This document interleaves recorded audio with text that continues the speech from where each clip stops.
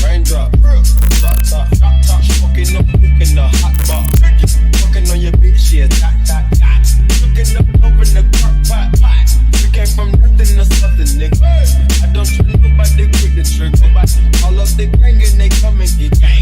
I mean, you never get you with my shit. Bad and bullshit, cooking up with a booze. My niggas is savage, ruthless. We got cutters and 100 rocks too. My bitch is bad and bullshit, cooking up with a booze. My niggas is savage, ruthless. We got cutters and 100 rocks too. Есімім Аяділ, 21 жастамын. Былтыр жазда, то есть осы жылы жазда бітірдім. ИНУ-да 4-ші курс, бакалавр. Мамандығым архитектура строительство. Бірақ мамандығым бойынша жұмыс жасамаймын. Бірақ сабағымды жақсы оқыдым, үздік бітірдім. Мектепті де үздік бітірдім, қызылмен. Универді үздік бітірдім. Қазіргі жасап жатқан жұмысым Шаратон Астана деген қонақ үй бар. Сонда проживание мен сонда тұрам, сонда жұмыс істеймін. Рум-сервиста жұмыс істеймін, супервайзер рум-сервиса. Жайдарманмен біраз таныспын, ән конкурстарға қатысып жүрдім, домбырада ойнаймын өзім. Ән айтамын, былай, өзім караокеде, былай, неге де барғам, вокальный курсқа да. 3 айдай оққам, сертификатын алғам тоже. Неге архитектураға түспедің? Маған бастысы Астанаға жетіп алу болды. Мақсатым. Сосын былай бірдеңелерден іздеп, тауып, осындай Шаратон сияқты жұмыстарға кіріп кететінді білдім өзім. 50К оқырман саны болды я Инстаграмда? 100 мыңға дейін болды негізі. Не болды жүрді, не істедің? Накрутка емес, андай гифтарға қатыстым, небір блог. Қазір миллионник блогерлардың көбімен сол кезде бірге істеп жүрдік. Астанадағы только. Алматыға менде возможность болмады, Астанада оқып жүрдім ғой ИНУ-да. Солармен сүріп жүрдім. Сосын бір жағдайлар болды, ол өзіме ғана тән жағдай бір оны. Сосын қоя тұрдым. Контент салдың ба бірақ, гифтке қатыса бердің ба просто? Контент салдым, видео түсірдім, пранктар, билеп, негіз ағаш болсам да билеп. Қайда ол видеолар, қайда көріп? Архивке салып тастадым. Көрсетесің иә? Өзіңізге көрсетпесем, атак, қазір көріп аламын өзім. Атак біраз просмотр жинаған видеолар болды ішінде. Өзім монтаждау білем деген сияқты. Қандай программа бар? InShot білемсің, iMovie деген приложениені білем. Сосын компьютермен де андай өзім өлең айтқан жақсы көрем, тоже аранжировка істей алам, кішкене. Мобильный графия оқыдың ба? Оған жоқ. Операторлыққа сәл нашарлау. Жоба туралы өзім жайдарман жақсы көрем дедім ғой, ойнайым, қарайым. То есть ойнадым бұрын, қазір қарайым. Сол жайдарманның парақшасынан шықтау деймін. 1000 бала хаос деген жібер алмаңыздар деп. Сосын хоп деп басыма ой келді, сразу қарадым, ақтардым. Қайда не үшін келді? Бізге не үшін келді? Басты сұрақ. Басты сұрақ, сол мен өзім баяғыдан андай вниманияны жақсы көретін баламын негізі. Біреу мен туралы бірдеңе айтып жатқанын сондай жақсы көрем. Мен мынаған кіріп, өзімді алай, білмеймін, жақсы жағынан көрсетемін деген үміттемін, солай келдім. Егер біздің жобаға өтіп жатсаңыз, қандай ұсыныстарыңыз бар? Жалпы мен өзім қазақи болып өскен баламын. Сол үшін мына 1000 бала деген жаныма майда жақты да. Сол өзім домбырада еркін ойнайтын болғасын, өзім кішкене өлең шығаратыным бар. Ақындық қандай қасиетім. Бұрын одан да бір конкурстарға қатысып, мектепте бір жүлделі орындар алып жүрдім. Бірдеңеге арнау деп шығара бергем ғой. Сол үшін сондай қазақ еліне ашылайын деп отқанда келсін, қуанып кеттім де, қатысып көрейін дедім. Ұсыныстарым болар алдағы уақытта, домбыра бар екен. Сізге келді.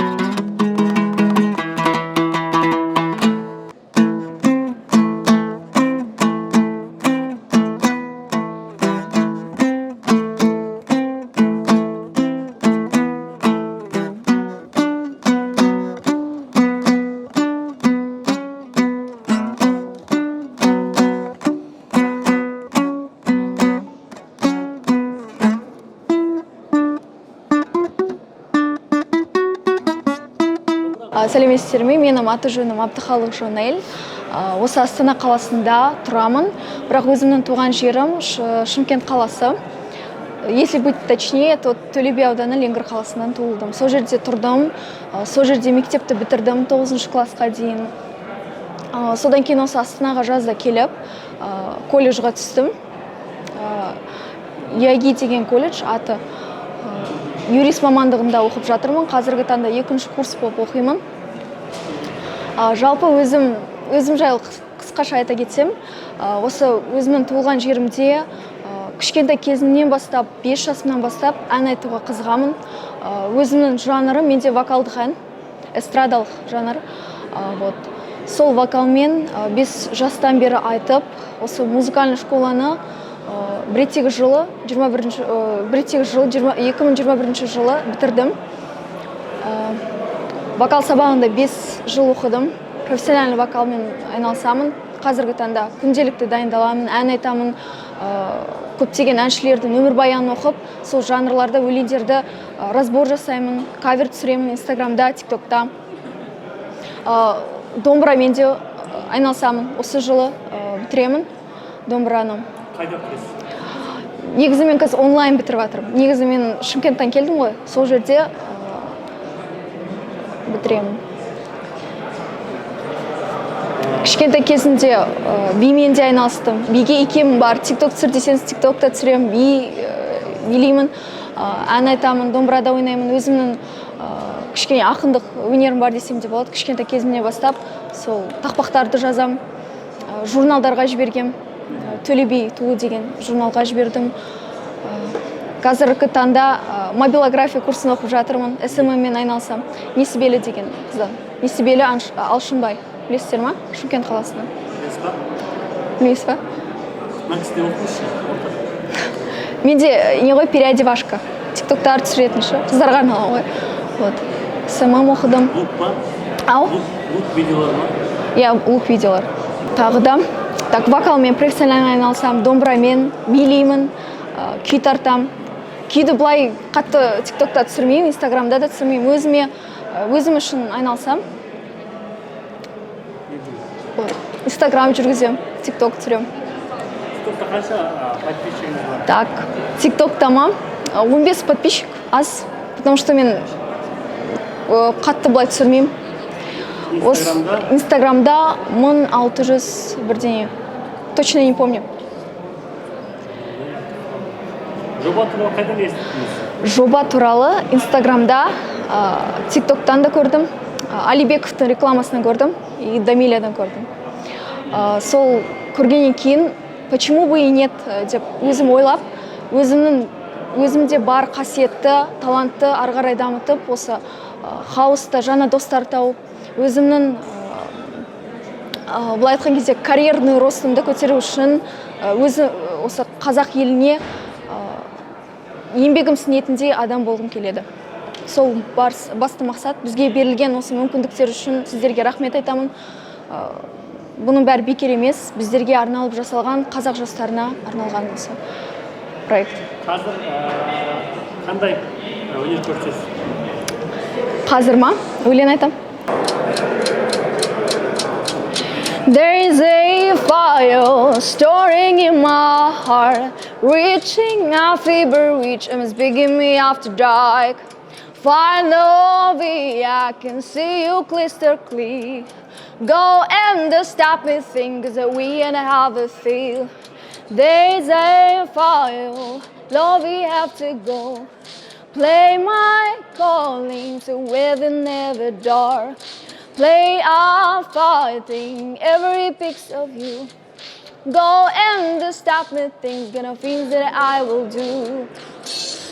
The skies over love remind me, oh, cause I came, you thinking no must have is had it all. The skies over love remind me, oh, cause I came, you feel it. We could it all. Running into deep, you wreck my heart inside when you're in your play with to the beat. Baby, I think a story to be told, but heartbreak on diving, you gonna make you burn. Things of driving you every disappointing, may come the feeling in the story to be fun. Skies over low, love remind me of, cause I can't, you feeling almost have it at it all. The skies over low, love remind me of, cause I can't, you feel it, we could it every day. Running into deep, you wrap my heart inside when you're in your place to the beat. Все. Спасибо. Самалтау қайран әлем, шалқар көлем. Не болар солдат болып айнам, көрген күнімдай. Есіме қайта түсе бердің. Кір жуап күндік кескен айнам, қайран жерім ай. Ат емеспін жаяумын, жаяудан да баяумын. 15 күндей ішінде, 10 жаққа аяумын. Жасым бар, қос мүшелдей жолым сыйыр. Тағдырдан айдауы мен айнам, кетім қиырай. Самалтау қайран әлем артта қалды. Адасқан өрексінен айнам, біз бір үйір ай. Ат емеспін жаяумын, жаяудан да баяумын. 15 күннің ішінде, 10 жаққа аяумын. Әке шешем бар еді, жасы келген кәреді. Осынау әнге салдырған, 16-ны низар еді. Рахмет.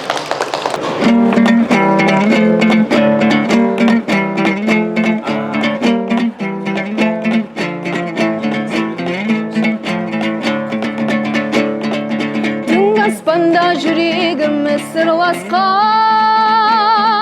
құпиясын сыр сандығын кімге ашқан. Арманына жете алмаған көңілім, сен ойлаудан басқа зауығы құрмастан. Арманына жете алмаған көңілім, сен ойлаудан басқа зауығы құрмастан. Қаушы бір сәт кезігіп, сағынғанын сезіліп, әменіне салшы қалқам кетейінші езіліп. Қаушы бір сәт кезігіп, сағынғанын сезіліп, әменіне салшы қалқам кетейінші езіліп. Біз қыдырған анау қырадан ау бақ, енді қайтып мойын бұрмас манаурап. Мен ауылдан кетем деген кезімде, жанарымда қалды бір мұнай манаурап. Мен ауылдан кетем деген кезімде, жанарымда қалды бір мұнай манаурап. Көкірегімнің көзі мұн, мен зеп барат мезімін. Тым болмасау түсінсейші кетсін шеріп езіліп. тірегімнің көзімін, мен деп барат мезімін, тым болмаса түсін сейші кетсін шербе езіліп. Рахмет. Менің атым Бақтияр Ұлжан Мұратқызы, жасым 22-де, Талдықорған қаласынан боламын. Талдықорған қаласында 2015-2020 жылы аралығында Қанабек Байсейітов атындағы саз колледжін тәмамдадым. Қазіргі таңда Қазақ ұлттық өнер университетінде дәстүрлі ән кафедрасының 3-ші курс студентімін. Мамандығым дәстүрлі жыршы, сонымен қатар әнде айтамын. Жалпы өзіме келетін болсақ, әртүрлі көп нәрсемен қызығамын, спортпен айналысамын, ат шабуға қатты қызығамын. Желіде белсендісіз ба? Инстаграм желісінде белсендім, бірақ та TikTok 3700. Тиктокта? TikTokта отырмаймын. Не саласыз әлеуметтік желіге? Әлеуметтік желіге мен көбінесе сторисқа күнделікті не болып жатқанын саламын, және де посттар, мағынасы бар посттар салуға тырысамын. Мағынасы бар деген сіз үшін қандай дүние? Мағынасы бар дегенде, өзім дәстүрлі әнші болғандықтан дәстүрлі ән саламын, және де спортпен айналысқандықтан өзімнің оқырмандарыма мотивация болу үшін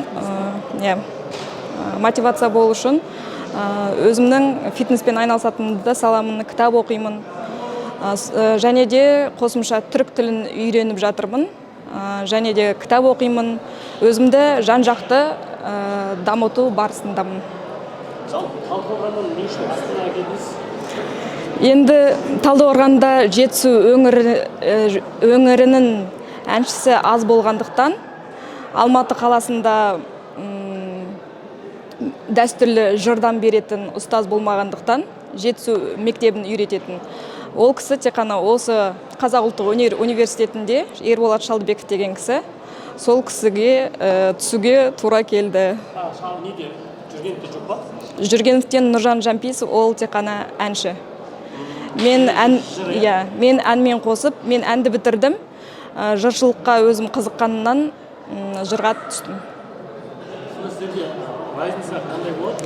Разница дәстүрлі ән деген ол жай ғана халық әндері, я болмаса бұрынғы халық композиторлар сол кісілердің әндерін орындайсың. Ал дәстүрлі жырда, мысалы, Алпамыс батыр, Қобыланды батыр, Сүйінбай мен Жамбылдың айтысы деген сияқты кісілердің дастан жырларын жырлаймыз. Домбырамен сіздер әнмен айтасыздар. Иә. Қайда выступать етіп жүрсіз? Выступать дегенде тойға шығамын, тойда эстрадный әндер айтамын, ал өз мамандығым бойынша телеканалдарға шығамын. Телевизиялық концерттерге? Иә. Анау неге қатыстыңыз ба? Хабардың соны программа қойды? Жоқ, қатысқан жоқпын. Жетіқазына қатысқан жоқпын. Мен ол негізі филармония аралық қой. Мен филармониядан жұмыстан Талдықорғаннан шығып кеттім ғой. Қазір мына жерде филармонияда жұмыста емеспін. Шабыттан қатыстырмайды? Шабыттан қатыстырмайды студенттерді. Филармониядан? Тек қана филармонияның әншілерін қатыстырады. Телевизиялық программаларға барып тұрасыз, иә? Иә. Оқушы кезден жырмен қазақ жүрсіз ба? Жоқ. Колледж кезінде негізінде мен колледжді Талдықорған қаласында Қанабек Байсейітов атындағы саз колледжі. Иә. Өйткені балалар саз колледжі. Қазір қандай номер? Қазір домбырамен өлең айтып берем. Жыр оқисыз ба қазір? Енді жырдан үзінді айтып берейін. Сәл. Үзінді, потом бір ән, иә? Иә. Все, жарайды.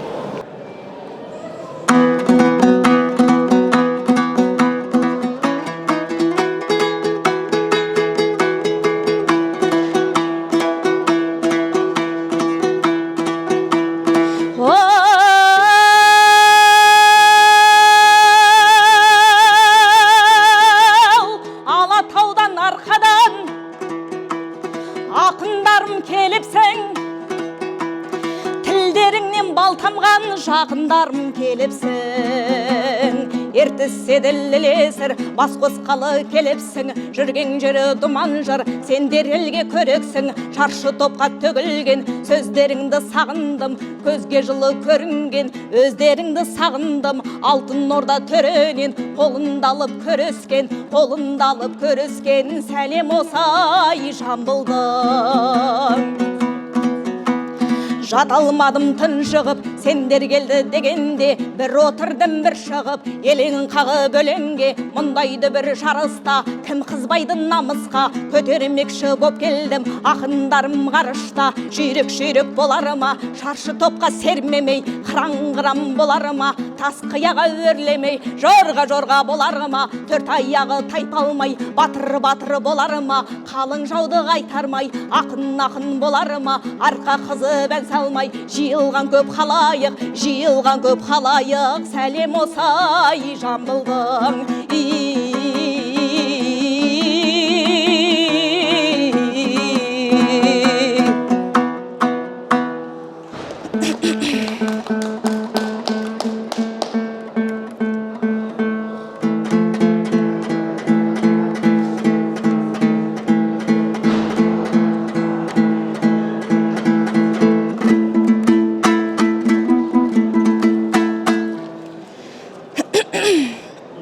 Жетісу өңірінің тумасы болғандықтан Жетісу өңірінен шыққан Дәнеш Рақышевтың әні Саясында алманың қабыл алыңыздар.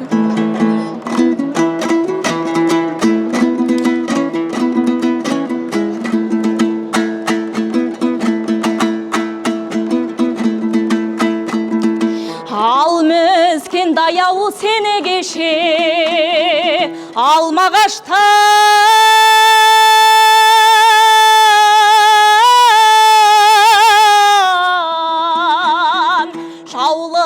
даяу мойныңнан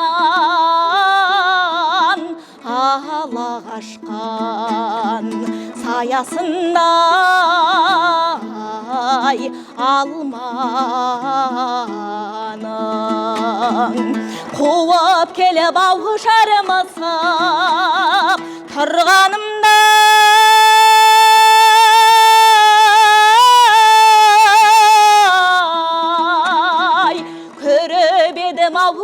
көлдерден жаңа басқан саясында алманың қара көз тұнығау тұнығыйық сырыларыңның терең ай қадірле балқып нұры құйып сәулесін қашан төгеді-ай қашан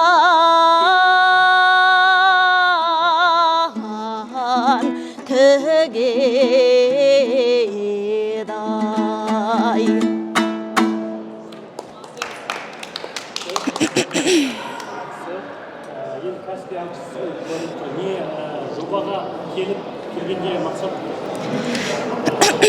Жобаға келгендегі мақсатым жалпы өзім тиктокпен айналыспағандықтан өзімді осы дәстүрлі әнді жырды тикток арқылы қазіргі жас буынға көрсеткім келеді. Себебі көбісі шетелдің әндеріне, шетелдің нелеріне қызығады ғой, әндеріне қызығады, андай корейстерге қызығады. Сол себепті тикток арқылы дәстүрлі ән, жыр деген жалпы дәстүрлі рухани азық жинау үшін осы жас буынды осы дәстүрлі әнге, жырға үйреткім келеді. Неге осыны қазірге дейін насихаттамадыңыз? Мен қазір тикток шын айтсам не екенін де білмеймін, қолдану да білмеймін. Тек қана инстаграм арқылы әйтеуір инстаграмға күнделікті көрсетіп отырамын жалпы. Ал бұлай тиктокты қолданбағандықтан білмеймін. Инстаграмды күн сайын саласыз ба? Инстаграмға, иә. Аудитория қалай қызығып жатыр ма? Қай аудитория? Оқырмандарыңыз қызығып қарай ма? Иә.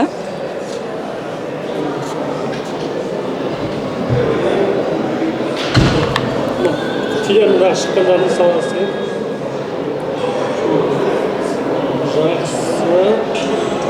жақсы идеяңыз жақсы.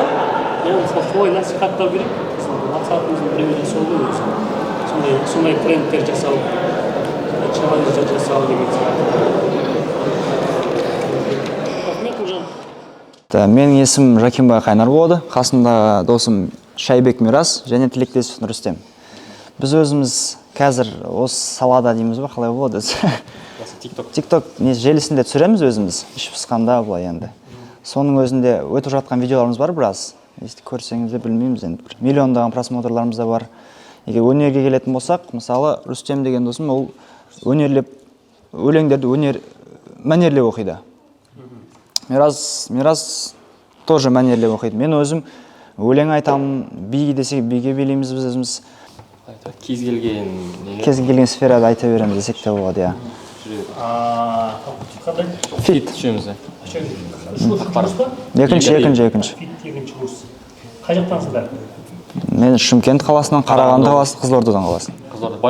Қызылордадан, сен Байқоңырдансың, сен? Қарағанды қаласы өзінен. Қарағандыдан, е? Шымкент қаласынан. TikTok аккаунт көрсетсек болады? Иә, соны көрейікші мен. Бастағанымызда бір 2 ай болды ма, болған жоқ па? Instagram, TikTok осы активно жүргіземіз. Қызығып, шамал қызығушылықпен. Қызығушылық емес.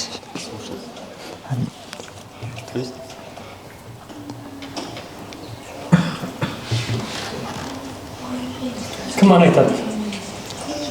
Негізі әнші Қайнар. Өзім. Бәріміз балдар жиналып түсіргенбіз өзіміз. Музыкант. Кім музыкант? Мен өзім. Кешкі ресторандарда. Өзім ресторандарда өлең айтамын, кешкі ресторандарда. Мысалы, біз сіздерде бір видео көргенбіз, TikTok аккаунттарыңызда. Мың бала хаусты естігенсің ба деген бар сіздерде. Иә, трендті. Негізі оның алдында біз дәл солай қылып түсіріп тастағанбыз. Ол трендті. Негізі былай, қалай айтсам болады, ситуацияға сәйкес, именно тематикаға. Бізде моментті импровизация деген жақсы да бізде. Сол уақытты дәл шығарып өзі ой кеп, мынандай ой тастайды, мынандай ой тастайды. Қара тілмен алсын. Мен негізі былай Мирас па? Мирас болады. Бала кезімнен спортпен айналыстым. Өзім дзюдо және карате спортынан спорт шеберлігіне үміткерлік өзім нем бар, қағазым бар. Жалпы былай фитқа түскен себебім өзім IT саласына өте қатты қызықтым.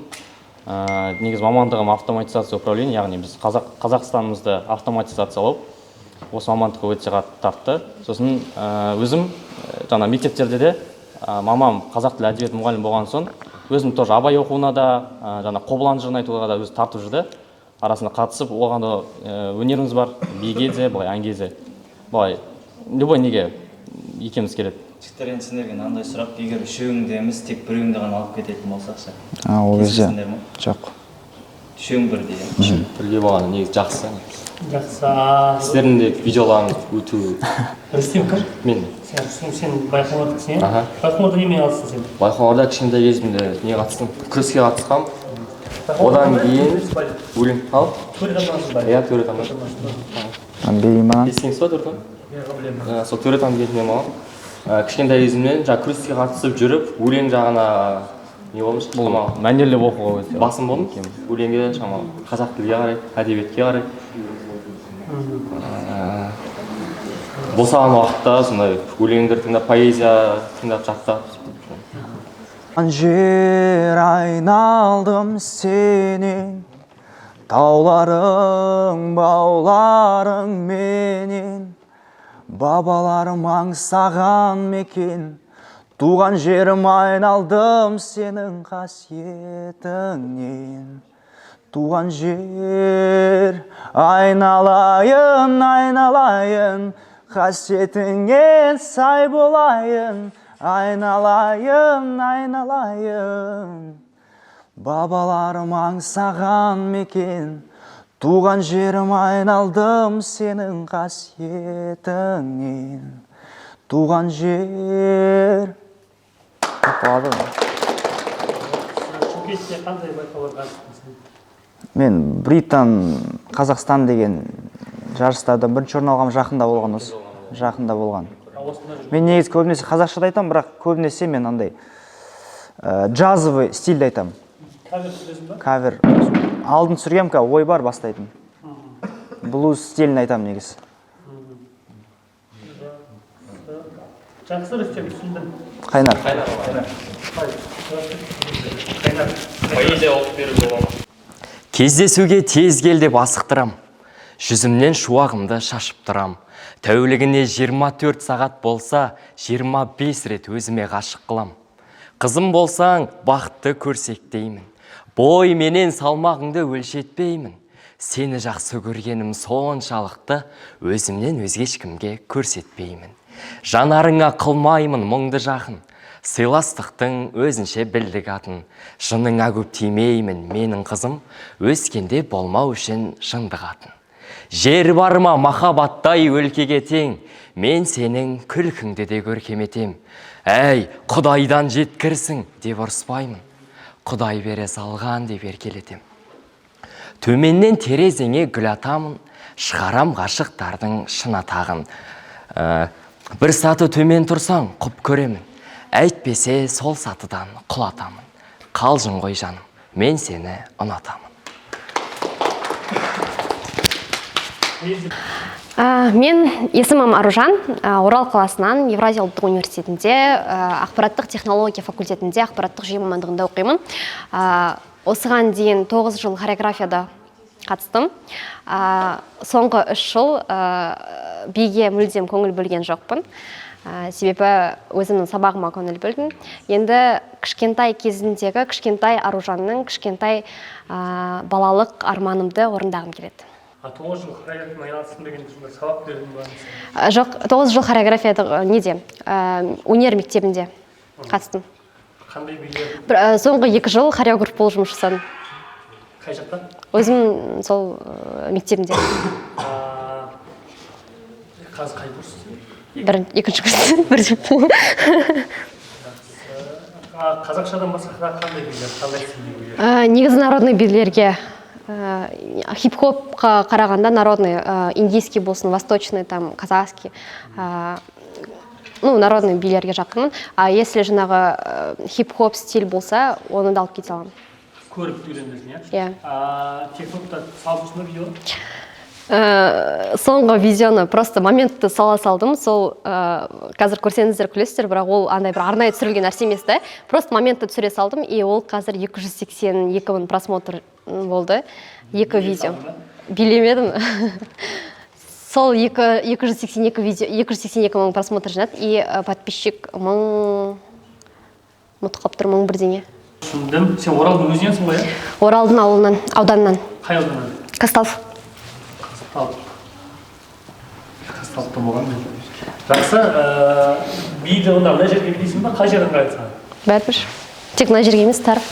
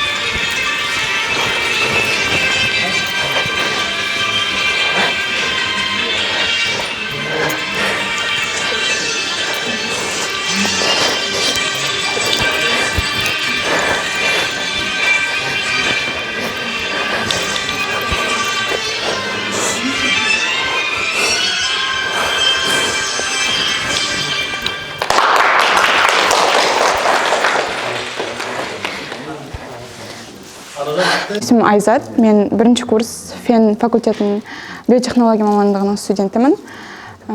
Орал қаласынан болам. Иә.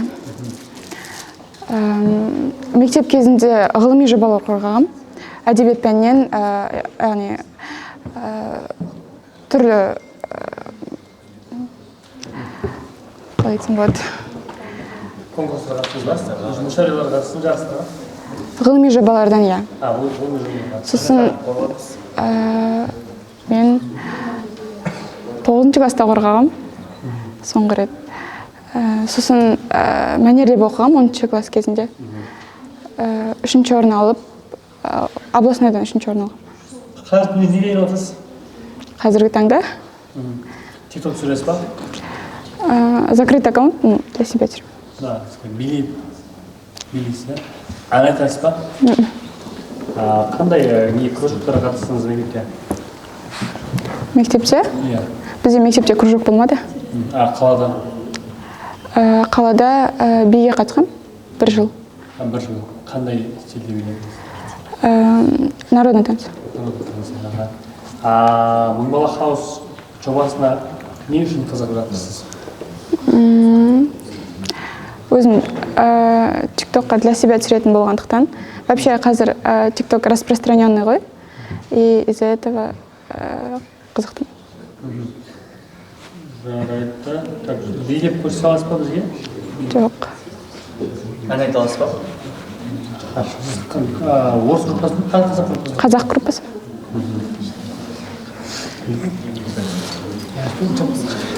Жақсы. Сол көбірек видео түсіріп дамуыңыз келеді.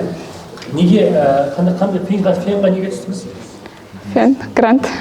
Грантқа, иә? А фенде вообще оңай ма не түсу фенға? Биотехнологияға қазір осы жылы көп грант бөлінді ғой, 600 шақты. Негізі мұғалімдікке түсетін едім, бірақ маған өзіме мұғалімдік жағын алған жоқ. Медицинада мен қаннан қорықтым. И в последний момент осы биотехнологияны. Қазір не істеп жатырсыз сабақтан бөлек? Сабақтан бөлек? Ештеңе. Қалай? Ештеңе. Жатақхана тұрасыз ба? Иә. Жақсы. Қазір бізге билеп бергеніңізді жақсы болар еді, біз көрсек дұрыс болар еді. Пластикаңызды бастаңыз. Бір билеп дайындап қоясыз ба қазірда? Мен есімім Ұлмекен, фен факультетінде оқимын. Аял. Кім атыңыз? Ұлмекен. Ұлмекен, аялым дейсіз. Фамилияңыз кім? Құттыбай. Құттыбай. Фен. Иә. Түркістан облысы Мақтаарал ауданынан келгенмін осында. 5 жылдай гимнастикамен айналыстым. TikTok'ты тоже өзім үшін түсірдім. Instagram тоже өзім үшін. 5 жылдай өзім үшін. Бірақ ешқандай фестиваль, конкурстарға бармадым, себебі маған қызық болмады онда. Мектептің атынан, немесе үйірмен атынан шыққым келмеді. Қазір қандай билерді білесіз? Қазір? Вообще, не көремін, соны жаттап алып билей беремін, білмеймін. Қандай жоқ определенно. Гимнастикаға қатысаңыз, пластикаңыз жақсы сол кесерден билей бересіз ба? Иә. Ән айтасыз ба? Ән айтпаймын. Жақсы. Қазір бізге қандай би көрсетесіз? Мен білмедім, что дайындалып келу керек екенін. Қазір можете да бір биді көріп алып, соны қайталап беру? Тренд TikTok уже қызық емес сияқты, білмедім. Особенно бір биді дайындап келмесең, онда. Кеміңізді көрсек. Ассалаумағалейкум. Менің есімім Бидәулет Нұрбол. Нұрбол? Бидәулет. Нұрбол Бидәулет. Қазіргі таңда ЕНУ-дың 1-ші курс студентімін. Филология факультетінде оқимын. Жалпы сіздерге поэзия оқып бере аламын. Қай жақтансың? Түркістан қаласынан болам. Жаңағыдай іс-шараларда Түркістан наурызын жүргіздім. Жаңағыдай әкімдердің сөз беріп, сондай. Сосын не жүргізуші болдың, мүшәйраларға? Жүргізуші болып, мүшәйраларға дегенде жаңағыдай поэзиялық кештерге қатыстым. Жаңағыдай өлең оқудан, таманда. Өлең шығарасың ба еще? Өлең шығарып, ондай шап болған кезде былай. Шап болған кезде шығарам. Актер болғың келді ма? Актер болғым келген. ата анамның қарсылығымен болмадым. Түркістанда театрларда ойнаған жоқсың ба? Түркістанда театрларда ойнаған жоқпын. Жалпы бар, бірақ андай қатты емес қой Түркістанда. Жаңағыдай колледжде де оқыған кезде жаңағыдай іс-шараларды жүргізіп, жаңағыдай кішігірім көріністер болатын. Соларда да жаңағыдай. Қатағы мамандығың? Иә, қазақ филологиясы. Қазақ филологиясы ма? Қыта емес, Иә. ғылыми бар. Сен группалардың емес па? Жоқ, бірінші курс қой. Сен екінші курссың ба? ФХТ. Филология, қазақ филологиясы. Не, өлең оқисың ба онда? Өлең оқимын. Қай өлең дайындап келдің? Өлең менде жаңағыдай қарап оқысам болады. Иә, болады. Жаңағыдай мен айтатын өлеңдер, былай өзім білетін әндер, өлеңдерді оқи берсем бола ма? Болады. Әке туралы бар, ана туралы бар. Жоқ, кімдікі? Мұқағали Мақатаевтікі екеуі де. Жақсы, әке туралы кімсің? Тұрып айта берейін ба? Айтқан болатым, сол айтпай ақ қойшы дегім ғой. Айта берейін енді. Қай жерде кімді? Алдыңғы 2-3 нелерде болған. Ол жерде біз Кастингтер болды онда. Бачелист туралы болады. Мұқағали Мақатаев, әке. Бойым. Білмеймін, осыншаға. Жақсы, кетті. Мұқағали Мақатаев, әке. Әке, мен сенің жасыңнан асып барам. Кез-кез келгенде тасып талам, кез-кез келгенде жасып қалам. Бұл өмірге бәрібір ғашық балаң. Құралақан емеспін қуаныштан, қуаныштар алдымда құрабы ұшқан, бір арыстан өмірден өткенімен өмір сүріп келеді, тірі арыстан. Өкінбе әке, отың бар, сөнбей тұғын, ол мәңгілік жанада көрмей тыным, ұрпағың бар, ел менен ер намысын, тірі тұрса қолынан бермей тұғын. Жалпы Аружан, өзіңіз туралы айтып беріңіз, немен айналысасыз, қайдансыз? Менің есімім Аружан, Орал қаласынан. Негізі бимен айналысқан ұнатамын, хореографиямен 9 жыл айналыстым, және де соңғы уақыттарда сол биге көңіл бөле алмай, қайтадан биге бет бұрып, сол хореография жағын дамытқым келеді. Негізі IT мамандығында оқимын, бірақ бала арманым хореограф, актерство жағында актриса болу болған, сол бала арманымды орындағым келеді. Жалпы енді біздің жобаға келуіңізге не түрткі болды? Сол бала арманыңыз ба? Иә, бала арманым. Себебі іштегі жалын, іштегі арман шықпаса болмайды. Себебі өзім жаңағы айтида жүрсем де бір сол жаққа барғым келіп тұрады, сол жақты көргім келіп тұрады, сол жаққа өзімді дамытқым келіп тұрады. Сондықтан да сол ішкі от, ішкі жалын сол арқылы келді. Енді сіз қазіргі уақытта оқу ордаңызда IT мамандығы бойынша оқып жатыр екенсіз. Сіз жаңағы өнер жағына назар аударып кетсеңіз, өзіңіздің мамандығыңыз қалай болады?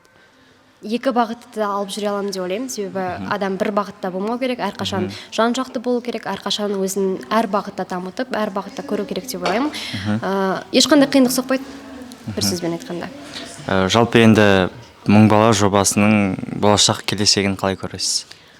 Керемет, өйткені мысалы TikTokқа көріп отырған кезде қазір пайдасыз нәрселер көп, пайдасыз жаңағы ақпараттар, кішкентай оны сәбиден үлкен қарияға дейін көреді, былайша айтқанда. Қазақша билер, қазақша тіл, қазақша сөйлеу, қазақша мәнер, мәдениет өте аз. Қыздардың билеріне, ұлдардың билеріне де көңілім толмайды, шыны керек. Сондықтан қазақша TikTok болғаны, әрине қазақилықты дамытқан өте дұрыс деп ойлаймын. Сондықтан да болашақ өте зор. Қазақилықты қолдайтын жастар қазір өте көп. Енді бүгін кастингке қазақша киім киіп келіпсіз, оның себебі? Оның себебі қазақша, өзім біріншіден дайындаған биім қазақ биі болды, және де TikTok, қазақша TikTok жобасы болғандықтан соған сай болайын деп, соған сай осылай киініп келдім.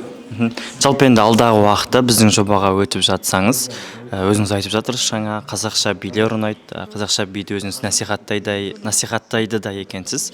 Сол қазақша билермен TikToktағы қазіргі контентте болып жатқан билерді ұштастырып бір дүние шығаруға бола ма? Әрине, қазақи бимен жаңағы заманауи бидің ұштасқаннан пайда болған өнер өте жоғарғы жаңағы көрсетілім жинайды деген ойдамын. Сонымен тек қана би ғана емес, жаңағы қазақи киімдер, жаңағы бұрынғы қазақи киімдер мен қазіргі заманауи киімдерді ұштастырып неше түрлі нәрсе жасауға болады. Жалпы енді біздің кастингімізге уақыт бөліп келгеніңізге үлкен алғыс білдіреміз. Тек сәттіліктер.